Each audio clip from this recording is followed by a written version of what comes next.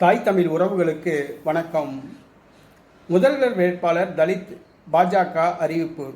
முதல்வர் வேட்பாளர் தலித் தமிழக பாஜக அறிவிப்பு என்ற தலைப்பில் இந்த காணொளியை நாம் காண்கின்றோம்.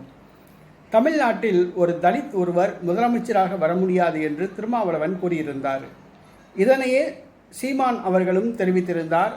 இந்த சூழ்நிலையில் பாட்டாளி மக்கள் கட்சி தலைவர் அன்புமணி ராமதாஸ் அவர்கள் பட்டியல் சமூகத்தினர் பாமகவை ஆதரித்தால் தலித் சமூகத்தை சார்ந்த ஒருவரை தமிழ்நாட்டின் முதலமைச்சராக்க தயார் என்று டாக்டர் அன்புமணி ராமதாஸ் தெரிவித்திருந்தார்.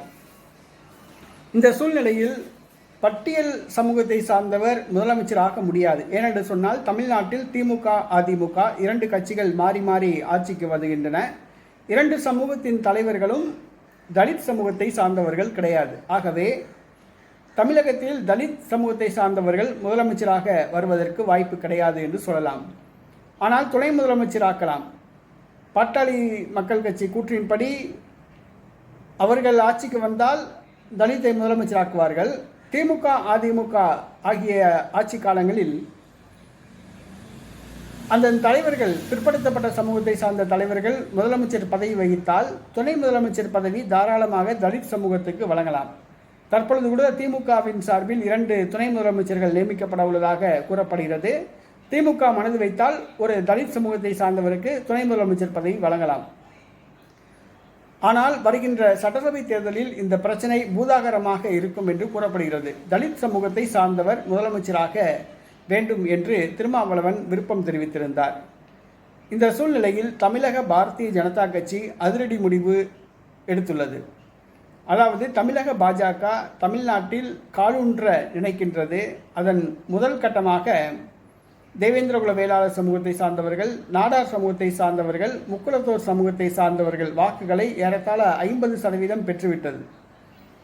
எஞ்சிய சமூகங்களின் வாக்குகளை கவர வேண்டிய சூழ்நிலை உள்ளது. இந்த சூழ்நிலையில் தலித் சமூகத்தின் வாக்குகள் ஒட்டுமொத்தமாக தன் பக்கம் ஈர்க்கும் பொருட்டு வருகின்ற சட்டசபை தேர்தலில் தலித் சமூகத்தை சார்ந்த ஒருவரை முதலமைச்சர் வேட்பாளராக அறிவிக்க தமிழக பாஜக திட்டமிட்டுள்ளது. தேசிய தலைமை அறிவுறுத்தலின்படி தமிழக பாஜக அந்த முதல்வர் வேட்பாளரை தேர்வு செய்து கொண்டிருக்கிறது. தலித் சமூகத்தை சார்ந்த அந்த முதலமைச்சர் வேட்பாளர் யார் என்பது இன்னும் தெரியவில்லை. தேர்வு செய்து கொண்டுள்ளார்கள். தேர்தலுக்கு 6 மாதத்துக்கு முன்பாகத்தான் அந்த தலித் சமூகத்தின் முதல்வர் வேட்பாளர் யார் என்பதை பெயரை அறிவிப்பார்கள். ஆனால் தலித் சமூகத்தை சார்ந்தவரை முதலமைச்சர் ஆக்குவோம் என்று பாஜக திட்டமிட்டுள்ளதாக கூறப்படுகிறது. வருகிற சட்டசபை தேர்தலில் பாஜகவின் கோஷம் என்னவென்று சொன்னால் தலித் சமூகத்தை சார்ந்தவரை முதலமைச்சர் ஆக்குவோம். இந்த கோஷத்தை வைப்பதன் மூலம் தலித் சமூகத்து வாக்குகள் ஒட்டுமொத்தமாக 20% வாக்குகளை அள்ளலாம் என்று திமுக பாரதிய ஜனதா கட்சி திட்டமிட்டுள்ளது. பாரதிய ஜனதா கட்சியின் இந்த அதிரடி முடிவு விடுதலை சிறுத்தை கட்சிக்கே ஒரு கலக்கத்தை ஏற்படுத்தியுள்ளது. ஏனென்று சொன்னால் விடுதலை சிறுத்தை கட்சியின் வாக்கு வங்கிகளை பாஜக கைப்பற்றி விடுமோ என்று விடுதலை சிறுத்தை கட்சி கவலை கொள்கிறது. மேலும் திமுக அதிமுக ஆகிய கட்சிக்கும் கலக்கத்தை ஏற்படுத்தியுள்ளது. தலித் சமூகத்தை முதலமைச்சர் ஆக்குவோம் என்று பாஜக கோஷத்தை வைத்தால் காலம் காலமாக தங்களுக்கு வாக்களித்து வரும் தலித் சமூகத்தினர் இனி பாஜகவுக்கல்லவா வாக்களிப்பார்கள் என்று ஒரு மிகப்பெரிய கலக்கத்தை ஏற்படுத்தியுள்ளது.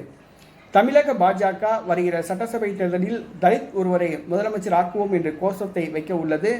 தலித் சமூகத்து வேட்பாளர் யார் என்பதை தேர்வு செய்து கொண்டுள்ளது. அப்படியே தேர்வு செய்தாலும் 6 மாதத்திற்கு முன்பாக அந்த முதலமைச்சர் வேட்பாளர் பெயரை அறிவித்து பிரச்சாரம் செய்வார்கள்.